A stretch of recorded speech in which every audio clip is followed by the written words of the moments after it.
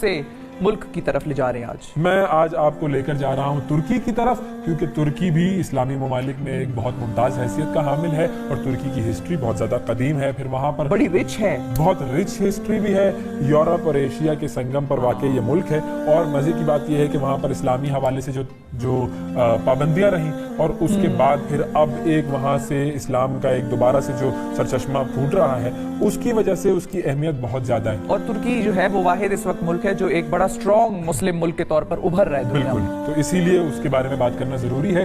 3 بر اعظموں پر پھیلی ہوئی عظیم سلطنت عثمانیہ کے حکمرانوں کی سرزمین ترکی ہے، جو کہ آج بھی اپنی عظمتوں کا پتہ دیتی ہے۔ اب اس کی گلیوں سے شاعر مشرق علامہ محمد اقبال کے جو روحانی استاد تھے مولانا رومی، ان کے کلام کی باز گشت سنائی دیتی ہے، اور علامہ اقبال نے بہت مرتبہ ذکر کیا ہے کہ میں رومی کا ہی شاگرد ہوں اور انہی کے کلام سے میں نے بہت زیادہ استفادہ حاصل کیا ہے، تو اقبال اور رومی کا کلام پڑھنا چاہیے۔ اس کے بعد بات کرتے ہیں کہ ایشیا اور یورپ، جیسے میں نے بتایا ہے کہ ان دونوں کے کمبینیشن سے یہ ملک وجود میں آتا ہے، اور ملک مشرقی اور مغربی ثقافتیں دونوں وہاں پر مل جاتی ہیں۔ ترکی جو ہے وہ ایشیا میں جزیرہ نما اناطولیہ اور یورپ کے علاقے بلقان تک پھیلا ہوا ہے، اور اس کا رقبہ ہے کوئی تقریباً 7,83,562 مربع کلومیٹر۔ ترکی کی آبادی ہے تقریباً 8 کروڑ سے زائد، اور اس میں سے تقریباً 88% لوگ جو ہیں وہ ترک ہیں، 8% کرد ہیں، باقی 4% تمام نسلوں کے دیگر نسلوں کے لوگ وہاں پر رہتے ہیں۔ ملک کی 97% آبادی مسلمان ہے۔ انقرہ یہاں کا دارالحکومت ہے، جبکہ استنبول یہاں کا سب سے بڑا شہر ہے۔ اچھا، اور استنبول کے حوالے سے ایک اور بڑی انٹرسٹنگ چیز کہ استنبول جو ہے وہ 2 بڑے بر اعظموں پر، یہ واحد شہر ہے دنیا کا جو کہ 2 بر اعظموں پر واقع ہے۔ ہاں، دنیا میں اور کوئی ایسا شہر نہیں ہے ایسا، یعنی آپ ادھر کھڑے ہو تو آپ ایشیا میں ہیں، ایک قدم اس طرف ہوئے تو آپ یورپ میں چلے۔ بالکل، کیا بات ہے۔ اچھا جی، ایسٹ اور ویسٹ کا جو ملاپ ہے نا وہ استنبول ہے، اور وہ کلچرز میں بھی وہاں پر نظر آتا ہے۔ اچھا، تاریخ کے پہلے دور کی بات کرتے ہیں کہ جدید ترکی جو ہے اس کا موجودہ علاقہ دنیا کے ان قدیم ترین علاقوں میں سے ہے جہاں پر مستقل انسانی تہذیب موجود ہے۔ یہاں پر پتھر کے زمانے سے انسان موجود ہے، اور بحر اسود کی تہہ میں انسانی آبادی کے آثار ملے ہیں، جس سے یہ معلوم ہوتا ہے کہ کسی زمانے میں یہ علاقہ پانی سے باہر تھا، اور کسی جغرافیائی حادثے کے نتیجے میں بحر اسود کی سطح جو ہے وہ بلند ہو گئی، پھر یہ علاقہ زیر آب آ گیا۔ اور یہ بھی تاریخی تحقیقات سے معلوم ہوتا ہے کہ سیدنا نوح علیہ السلام جو ہے ان کے طوفان کا زمانہ بھی کچھ یہی زمانہ ہے، اور عین ممکن یہ بھی ہے کہ انہی کے طوفان کے باعث جو بحر اسود ہے اس کی سطح بلند ہوئی۔ ٹھیک، اچھا، پھر قبل از مسیح کی بات کر لیتے ہیں۔ قدیم زمانے میں اناطولیہ جو ہے اس کا بڑا حصہ عراق کی قدیم اقدانی سلطنت کے زیر اثر رہا ہے، اور 2500 قبل مسیح کے بعد ہوتھیوں نے اناطولیہ میں قدم جمانے شروع کیے۔ ہوتھیوں کے ساتھ ساتھ اناطولیہ کے کچھ اور حصے بھی میسوپوٹیمیا کے جو ہے وہ اسیرینز جو تھے وہاں پر وہ قابض ہو گئے، اور پھر اس پورے عرصے میں ترکی کے مختلف علاقوں میں چھوٹی چھوٹی ریاستیں قائم رہی۔ مغربی ترکی جو ہے وہ لیڈیا کی سلطنت، اور مشرقی ترکی ایران کی جو ہے وہ بخشمنشی سلطنت کے زیر اثر چلا گیا۔ پھر 334 قبل مسیح میں اس علاقے کو یونان کے اسکندر اعظم نے فتح کیا۔ اس کے بعد یہاں طویل عرصے تک یونانیوں کی جو سیلیوسی سلطنت تھی وہ یہاں پر موجود رہی، ان کی حکومت رہی۔ پھر ہم آ جاتے ہیں بعد از مسیح۔ اچھا، یہاں پر ایک چیز مینشن کر دیں کہ جب ہم استنبول کی بات کرتے ہیں یا ٹرکی کی بات کرتے ہیں تو ترکی دنیا کا وہ واحد ملک ہے جس کے 13 مقامات جو ہیں وہ یونیسکو نے ورلڈ ہیریٹیج کی لسٹ میں قرار دیے ہیں، اور بہت لوگ دیکھنے آتے ہیں۔ اور پھر ترکی دنیا کا وہ واحد ملک بھی ہے جہاں پر سب سے زیادہ تعداد ہے مساجد کی۔ کیا بات ہے، واقعی یہ تو بڑی خوبصورت بات ہے اور بڑے اعزاز کی بات ہے۔ سب سے زیادہ دنیا میں مساجد ترکی میں پائی جاتی ہیں۔ اچھا، 63 عیسوی میں رومیوں کو یہاں پر عروج نصیب ہوا، اور ان کے فاتحین نے پورا اناطولیہ جو تھا وہ فتح کیا اور اس کو روم کا حصہ بنا لیا۔ اسی دور میں حضرت عیسیٰ علیہ السلام کی بعثت ہوئی، اور اس کے بعد آپ کے ماننے والوں کی بڑی تعداد نے ترکی کو اپنا گھر بنایا، اور یہاں پر دعوت اور تبلیغ کا انہوں نے کام شروع کیا۔ اس کے بعد 330 میں رومی شہنشاہ کانسٹنٹائن، جو بڑا مشہور رومی شہنشاہ تھا، اس نے مسیحیت قبول کی اور اسے سرکاری مذہب کا درجہ دے دیا۔ یہی وہ بادشاہ ہے جس نے موجودہ استنبول کے مقام پر عظیم شہر قسطنطنیہ بسانے کا حکم دیا، جو کہ اس وقت اس کا دارالحکومت بھی قرار پایا تھا۔ اس کے بعد اگر ہم بات کریں تو کچھ عرصہ پہلے سے یہ مطلب جو قسطنطنیہ تھا یہ ایک بہت چھوٹا سا شہر تھا، اور اس کا پرانا نام تھا بائزنٹائن، یعنی کہ جو 3 سلطنتیں اگر ہم کہیں، رومی، بائزنٹائن اور عثمانیہ کی بھی، تو یہ استنبول ایک وہ واحد شہر بھی ہے عالم اسلام کا کہ جہاں پر یہ تینوں سلطنتیں جو تھیں ان تینوں کا دارالحکومت استنبول تھا. بالکل.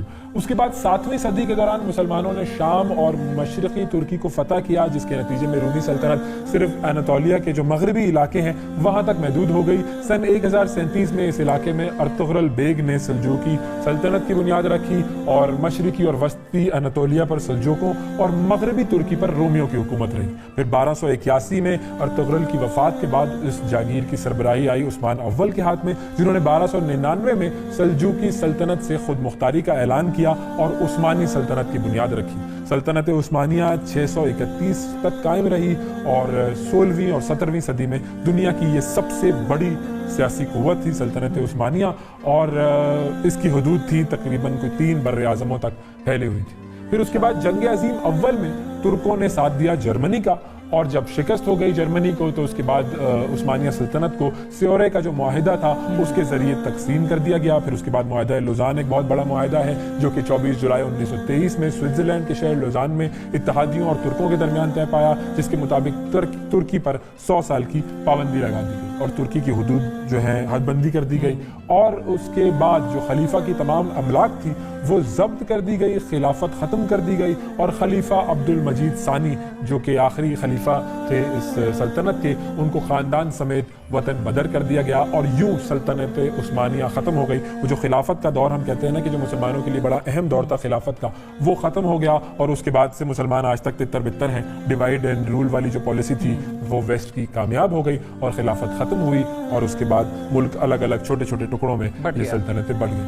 پھر اس کے بعد ایک اور اہم پرسنالٹی آتی ہے، میں انتظار کر رہی ہوں کہ آپ ان کا نام لیں. آپ لے لیں. مصطفیٰ کمال اتا ترک. بالکل، مصطفیٰ کمال اتا ترک.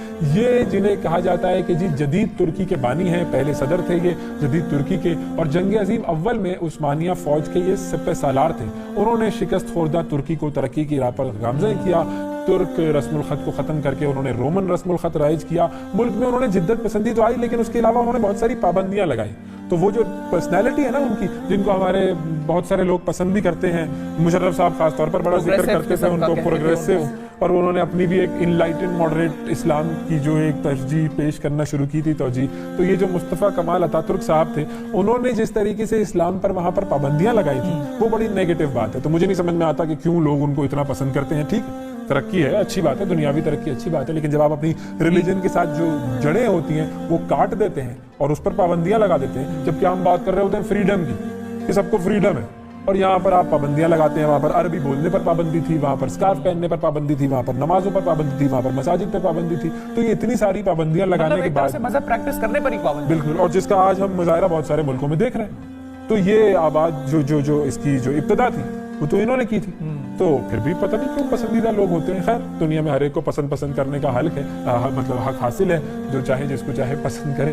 اچھا، اب آج کی اگر ہم بات کریں تو ہمارے پاس نام آتا ہے ترکی کے طیب اردوغان کا، جو کہ وہاں کے موجودہ صدر ہیں، اور مسلمانوں کے خلاف جتنی بھی زیادتیاں اس وقت دنیا میں ہو رہی ہیں وہ اپنی آواز بلند کرتے رہتے ہیں، اس پر ٹھوس موقف ان کا آتا ہے، اور اسی وجہ سے وہ عالم اسلام میں ایک ہیرو بن کر ابھرے ہیں. بالکل. اور بہت سارے عرب اور بڑا strongest, one of the strongest Muslim leaders کے طور پہ بھی ان کو دیکھا بالکل ایسی بات. اور ایک طرح سے وہ تھریٹن بھی کرتے ہیں کبھی کبھار امریکہ کو یا ویسٹ کو یا باقی جتنی پاورز ہیں ان کو. تو یہ ایک ان کا یہ ہے کہ وہ لوگوں کے ساتھ بڑا کنیکٹڈ رہتے ہیں، جہاں پر بھی لوگوں پر ظلم زیادتی ہوتی ہے وہاں پر ضرور آواز اٹھاتے ہیں. اور ان کی اہلیہ بھی اس میں ان کے ساتھ بڑی ایکٹیو ہیں، بڑا اہم کردار ادا کرتی ہیں. جب روہنگیا مسلمانوں پر تشدد ہو رہا تھا اور ان پر ظلم زیادتی ہو رہی تھی تو یہ واحد لیڈران تھے دنیا کے جن کی کہ اہلیہ بھی جو تھیں وہ وہاں گئیں اور لوگوں سے انہوں نے ملاقات کی اور ان کو گلے لگا کے رو رہی تھی. وہ بھی فوٹیج تھی، اور وہ بھی ہم انٹرنیٹ پہ آپ جائیں گے ناظرین، وہ بھی آپ کو نظر آئے گا. مجھے اسی لیے بس ایک خواہش ہی ہے کہ ہمارے والے بھی ایسا کریں،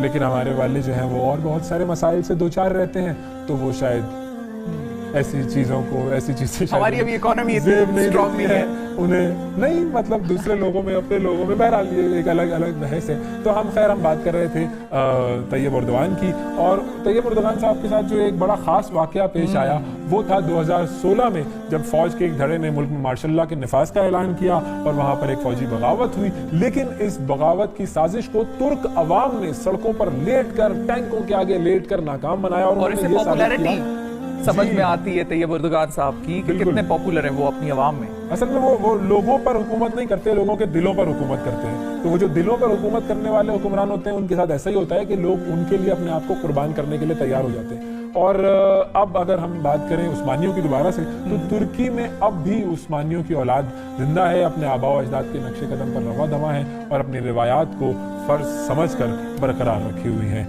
तो ये तो उस्मानियों के हवाले से बात हो गई। और अगर हम बात करें कि कुछ इंटरेस्टिंग फैक्ट्स ग्रैंड बाजार आप भूल गए। मैं असल में ये कैसे हुआ? ग्रैंड बाजार नाजरीन ओवैस पता नहीं क्यों भूल गए। दरअसल हम गए नहीं है ना अभी तुर्की। हम जब तुर्की जाएंगे तो फिर आपको वहां से दिखाएंगे कि क्या क्या कुछ होता है। लेकिन ग्रैंड बाजार तुर्की में इस्तांबुल में वाक़ है और सबसे कदीम तरीन वो जो गलियां हैं वो बाजार जो है ग्रैंड बाजार कहलाता है। वो तुर्की के इस्तांबुल शहर में वाक़ है। अच्छा, तो ये फिर बाजार कदीम तरीन ओल्डेस्ट। मैं तो शॉपिंग करता नहीं, मुझे गिफ्ट मिल जाते हैं ना। हम तो शॉपिंग, ये देखिए, ये आपको स्क्रीन पे नजर आ रहा है, बड़ा खूबसूरत है। हर किस्म की आपको वहां पर शॉप मिलेगी उस ग्रैंड बाजार में और इंतहाई खूबसूरत। आपका पूरा दिन भी अगर आप वहां लगाएं तो वो भी कम है। अच्छा, वाह, इतनी इंटरेस्टिंग चीजें हैं वहां। चलें जी, फिर चलेंगे फिर कभी तुर्की भी चलते हैं। जरूर जो है वो जाकर बाजार की भी सैर कर ली जाए, वहाँ की मसाजिद की भी सैर कर ली जाए। अब कुछ इंटरेस्टिंग फैक्ट्स बताएंगे आप हमें? फैक्ट्स तो मैं साथ साथ वैसे बताती रही। अच्छा, गुले लाला जो फूल है, और कुछ है जो मैं गुले लाला फूल का आपको मैं बताती हूँ कि ये तो हमें नहीं पता कि पहली बार वो दुनिया में किस मुल्क में किस शहर में उगा। लेकिन गुले लाला फूल की जो एग्जीबिशन स्टार्ट हुई और जब दुनिया को मुतारिफ कराया गया गुले लाला फूल से, तो वो भी तुर्की था। तुर्की में बड़े पैमाने पर गुले लाला फूलों की जो है वो एग्जीबिशन की जाती थी। कौन सा फूल? गुले लाला क्या? गुले लाला। गुले लाला लाला। लाला लाला नहीं, गुले लाला। गुले लाला, बिल्कुल, लाला, गुले लाला। ये जो आपको देख रहे हैं, और बहुत बड़ी तादाद में ये भी उगाए जाते हैं और फिर प्रॉपर इनकी एग्जीबिशंस होती हैं और दुनिया से लोग आते हैं उनको देखने। और एक बहुत खूबसूरत मंजर होता है वो जब आप तुर्की में ये गुले लाला फूलों को उगा हुआ देखें और फिर जब सजाए हुए होते हैं लोगों ने, उनके डिजाइन बनाए होते हैं। It's amazing. अच्छा, जबरदस्त। अच्छा जी, जो और मालूमात है वो आपको दे देते हैं। ये तो हमने आपको बता दिया कि इस्तांबुल दुनिया का वाहिद शहर है जो कि दो बर्र-ए-आज़मों में वाक़ है। फिर आलम इस्लाम का वो वाहिद शहर है जो कि बाइजेंटाइन, रोमियो और उस्मानियों की सल्तनतों का दारुल हुकूमत रहा। फिर उसके अलावा एक और चीज़ ये कि शहर का जो सबसे कदीम इलाका है वो 7 पहाड़ों पर बना हुआ है, जहाँ पर पहाड़ी की चोटी पर एक मस्जिद कायम है। तो ये एक बड़ी इंटरेस्टिंग बात है कि पहाड़ की चोटी पर भी अगर आप जाए वहाँ पर भी नमाज अदा कर सकते हैं। उसके लिए मस्जिद बनी हुई है। वैसे तो सारी ज़मीन को अल्लाह ताला ने बनाया है इसीलिए, लेकिन ये कि मसाजिद में तो तुर्की का कोई सानी नहीं है। मसाजिद तो बेतहाशा है, आपको तुर्की में मिलेंगी। ब्लू मॉस्क जिसको कहा जाता है वो भी बड़ी खूबसूरत है और वहाँ पर भी बेशुमार लोग जाते हैं। पूरा साल वो जो है मस्जिद वो भरी होती है टूरिस्ट से, क्योंकि अच्छा, और फिर वेस्टर्नर्स जो खासकर वेस्ट के टूरिस्ट होते हैं उनको बड़ा शौक होता है इस्लामिक आर्किटेक्चर देखने का। तो वो आपको टर्की में मिलता है। जब जाहिर है एक तरफ ईस्ट है एक तरफ वेस्ट है, तो वेस्ट से बहुत से लोग आते हैं और ब्लू मॉस्क तो उनका फेवरेट है। और इस मस्जिद को सुल्तान अहमद मस्जिद भी कहा जाता है। ये भी इसके बारे में बड़ी खास बात है। अच्छा जी, दुनिया की वाहिद मस्जिद है जिसके 6 मीनार हैं और 1616 में ये मस्जिद तामीर की गई थी। अच्छा, तुर्की में 13 मकामात ऐसे हैं जिन्हें यूनेस्को की जानिब से वर्ल्ड हेरिटेज में जो है वो शामिल किया गया है। तो ये भी आपने हमें बड़ी इंटरेस्टिंग बात बताई। लोग इस वजह से भी जाते हैं तुर्की, हर साल जाते हैं। और इस तरह तुर्की दुनिया में सबसे ज़्यादा टूरिज्म के हवाले से जो मुल्क हैं उनमें 6ठे नंबर पर आता है। और जितने भी तहकीक करने वाले जो लोग हैं वो एक और ख़ास बात बताते हैं कि बीज बोकर फसल उगाने का जो तरीका है, ज़मीन में आप बीज बोते हैं उससे फसल उगाते हैं, वो तरीका सबसे पहले तुर्की में इजाद हुआ था। और आज भी तुर्की सबसे ज़्यादा गंदम पैदा करने वाले ममालिक की फहरिस्त में 10वें नंबर पर आता है। अच्छा, यानी कि फिर वो भी एग्रीकल्चरल कंट्री हो गया। बिल्कुल, ज़राई मुल्क हो गया जी। तो ये देखें जी, ये तुर्की के बारे में। अच्छा, और बॉस्फोरस ब्रिज के बारे में नाज़रीन हमने आपको नहीं बताया। वो भी बड़ा खूबसूरत, बॉस्फोरस का जो रिवर है उसके ऊपर वो ब्रिज वाक़ है, बॉस्फोरस ब्रिज। और उससे कहा जाता है कि अगर आप बॉस्फोरस के किसी भी साइड पे रहें, क्योंकि उसके एक साइड पे ईस्ट है और एक साइड पे वेस्ट है, बहुत सारे बड़े टूरिस्ट के लिए होटल्स हैं, जिस भी साइड पर रहें, अगर आप ईस्ट पे हैं तो आपको सारे वेस्ट का नज़ारा नजर आएगा। अगर आप वेस्ट साइड पे क़याम कर रहे हैं होटल में तो आपको बॉस्फोरस ब्रिज के दूसरी तरफ ईस्ट साइड का नज़ारा नजर आएगा।